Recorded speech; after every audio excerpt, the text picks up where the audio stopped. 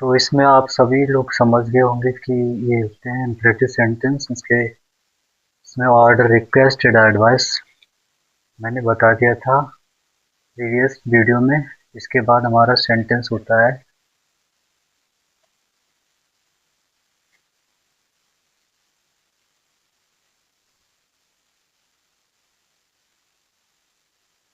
Next sentence होता है fourth हमारा exclamatory. Exclamatory exclamatory sentence. Exclamatory sentence. The sentence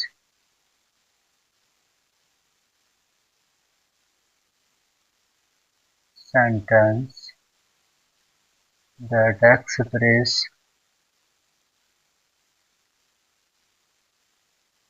expresses some sudden feelings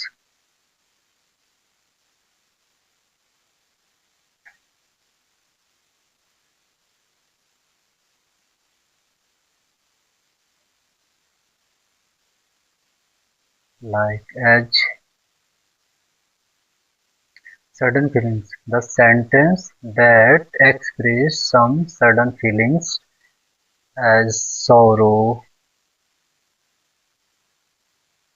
happiness, happiness, or surprise. Surprise।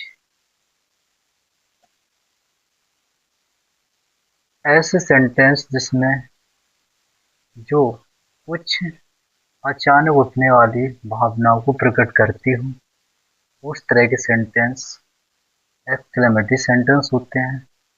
इनकी feelings दुख हो सकता है, खुशी हो सकती है, सरप्राइज हो सकता है। इस तरह के सेंटेंस एक्सक्लेमेटरी सेंटेंस कहलाते हैं। जैसे कि अब सॉरो, दुख ले लो, हैप्पीनेस ले लो,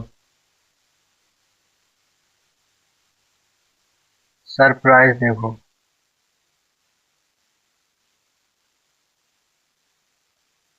सरप्राइज और भी होती है फीलिंग्स, बट बेसिकली हम तीन ही को समझ लें।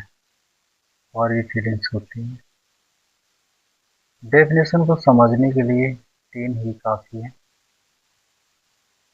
कहावत नहीं है, समझदार के लिए इशारा काफ़ी है। अगर आप अच्छे से पढ़ाई करते होंगे तो आप इन चीज़ों को बहुत ही अच्छे से समझते भी होंगे।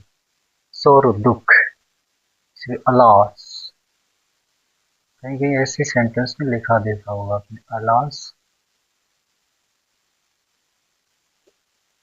My honour has died.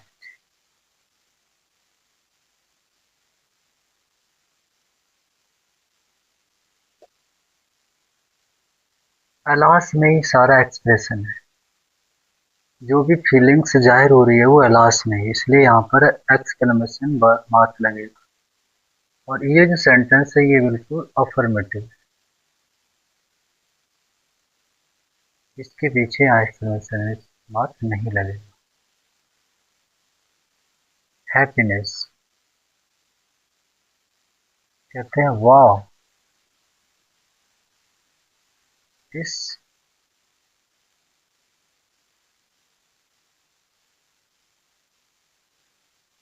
Book is so fine, so fine. और ये सेंटेंस तो हुआ हमारा अफर्मेटिव, लेकिन कुछ हैप्पीनेस के ऐसे भी सेंटेंस होते हैं जिनको कुछ अलग तरीके से प्रकट किया जाता है। एक्चुअली यहाँ पे एक एग्जाम्पल समझते इसको। नेक्स्ट सरप्राइज में कुछ होते हैं ऐसे भी सेंटेंस, जैसे कि what, what beautiful,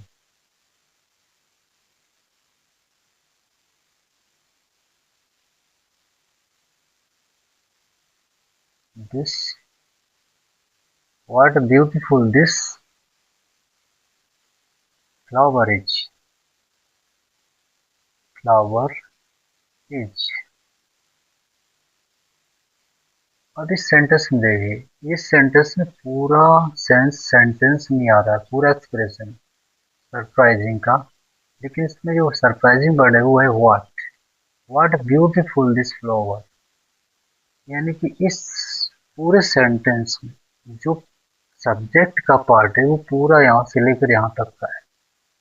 is is the predicate part. यहाँ पे इज ही केवल प्रेडिकेट पार्ट है प्रेडिकेट का, बाकी सारा सब्जेक्ट नहीं है। क्योंकि यहाँ पर जो भी सरप्राइज का एक्सप्रेशन हो रहा है, व्यक्त हो रहा है, सरप्राइज का फीलिंग्स व्यक्त हो रहा है, वो फ्लोवर की सुंदरता में हो रहा है। इसलिए ये पूरा सेंटेंस का सब्जेक्ट है, this is the predicate part. इसलिए पूरे सेंटेंस के बाद यहाँ पर एक्सक्लेमेशन मार्क लग रहा है। तो आप समझ गए होंगे इस एक्सक्लेमेटरी सेंटेंस क्या है, इसका डेफिनेशन भी समझ लिया होगा। इसमें वो sentence, the sentence that express some sudden feelings. एक बार और समझ लो कि वे सेंटेंस जो कि कुछ हृदय की भावना या कुछ अचानक उठने वाली फीलिंग्स को एक्सप्रेस व्यक्त करते हैं। सो जैसे कि सौरो है, हैप्पीनेस है, सरप्राइज है। सौरो में alas, my honour has died. Alas का मतलब यहाँ दुख को प्रकट किया जा रहा है। इसके कहते हैं नहीं, हाय वो मर गया, अरे ऐसा क्यों हो गया। तो इस तरह के सेंटेंस होते हैं दुख को प्रकट करते हैं। Happiness, wow but this book is so fine. इसे सरप्राइज को प्रकट करने के लिए भी। अब कुछ ऐसे भी सेंटेंस होते हैं जो हैप्पीनेस को, जैसे इसमें एक्सक्लेमेटरी वर्ड होते हैं, जैसे कि हुर्रा, ऐसा भी होता है। ब्रेवो, ब्रेवो शाबाशी देना, तो ये भी खुशी को जाहिर करने वाले हैं। कंजंक्शन वर्ड भी कह सकते हैं इन्हें, या एक्सक्लेमेटरी वर्ड भी कह सकते हैं। इनकी वजह से तो पूरा एक्सप्रेशन इन्हीं वर्ड में छिपा होता है। तो ये तो हमारे 4 टाइप्स है, 4 काइंड्स ऑफ सेंटेंस हो गए। नेक्स्ट सेंटेंस देखिए, इसका स्क्रीनशॉट ले सकते हैं। नेक्स्ट सेंटेंस होगा हमारा optative sentence. Optative sentence number 5 हमारा होगा optative sentence. Optative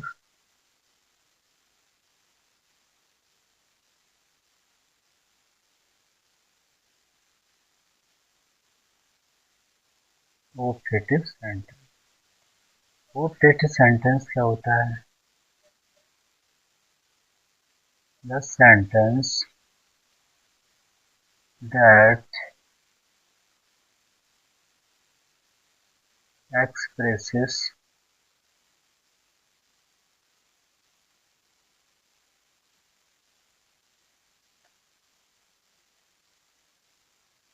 expresses the wish for anyone,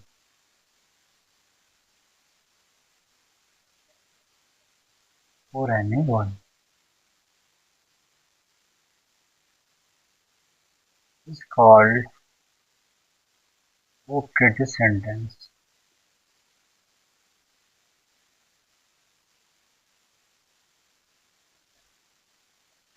example, कुछ ऐसे सेंटेंस देखिए, द सेंटेंस, वे सेंटेंस, ऐसा सेंटेंस जो कोई इच्छा को प्रकट करता हो किसी के लिए, किसी के लिए इच्छा प्रकट करता हो, किसी व्यक्ति के लिए शुभकामना प्रकट करता हो, विश प्रकट करता हो। इस तरह के सेंटेंस ऑप्टेटिव सेंटेंस होते हैं। अब जैसे विश में बहुत सारी चीजें आती हैं, किस तरह की विश करता हूँ, समझिए। पहली विश इस तरह की होती है, जैसे कि हम किसी को फेस्टिवल विश करते हैं, जैसे wish you all A happy.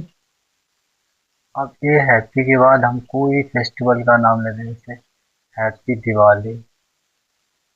अभी क्या आ रहा है, हैप्पी रिपब्लिक डे मान लो, happy republic day, happy Holi,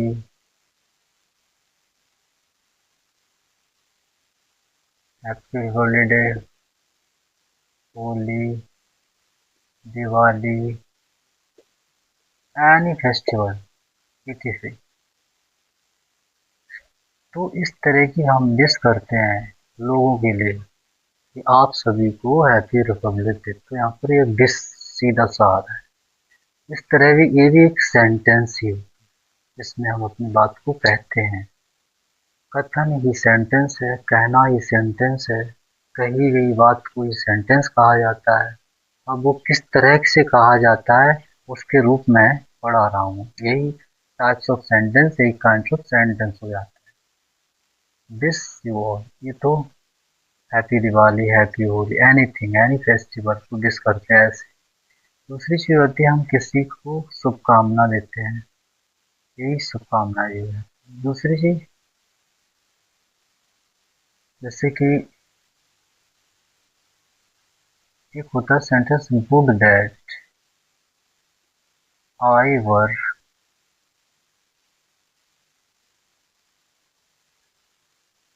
आई वर ए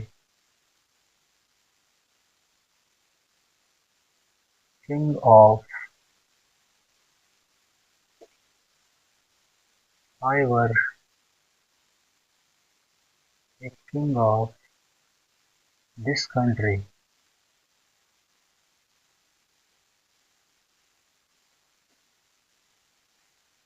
कहीं भी सेंटेंस में देखा होगा आई के साथ हमेशा वॉज यूज होता है, लेकिन यहाँ वर क्यों हुआ?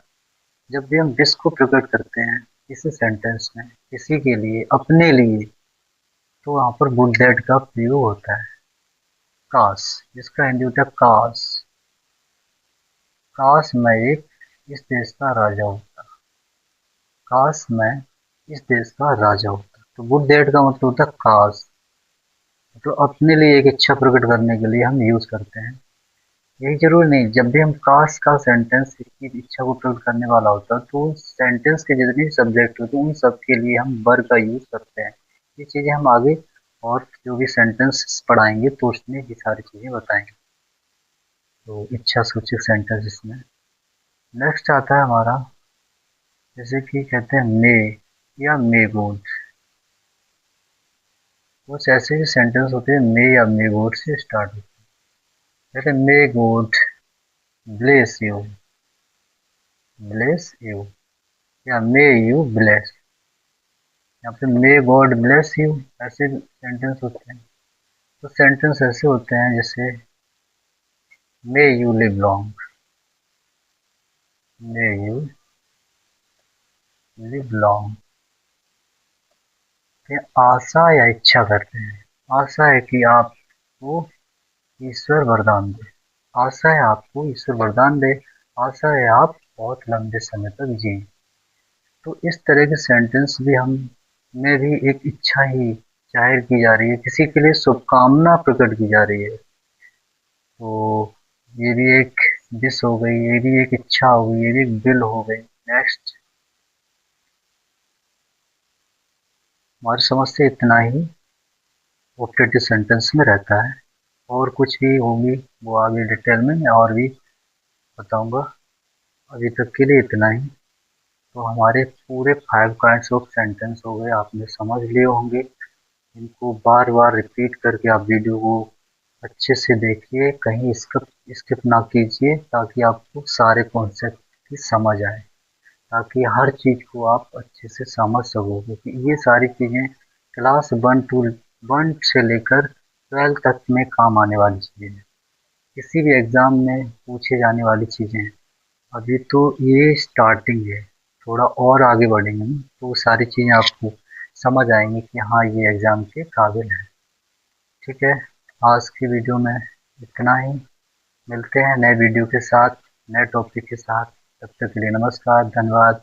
मेरा ये नया चैनल है, ज़्यादा से ज़्यादा शेयर कीजिए, सब्सक्राइब बढ़ाइए मेरे, ताकि मेरे को भी एक मोटिवेशन मिले, मेरी भी मुझे भी एक ऐसा यानी कि इंकरेजमेंट मिले। कहते नहीं, जब इंकरेजमेंट आप ही दोगे आप पढ़ोगे। ये सारा कुछ फ्री है, मैं कोई फीस नहीं ले रहा हूँ। एक्चुअली एक सब्सक्राइब बढ़ाने को बस एक डिमांड कर रहा हूँ। मैं इसमें कुछ शॉर्ट ट्रिक ही डालूंगा शॉर्ट वीडियोस में, जिसमें आपको बहुत ही अच्छे से कम समय में अच्छी चीज़ें मिलेंगी। अभी तो स्टार्टिंग है। थैंक यू, मिलते हैं नए वीडियो के साथ। तब तक के लिए धन्यवाद। जय हिंद, जय भारत।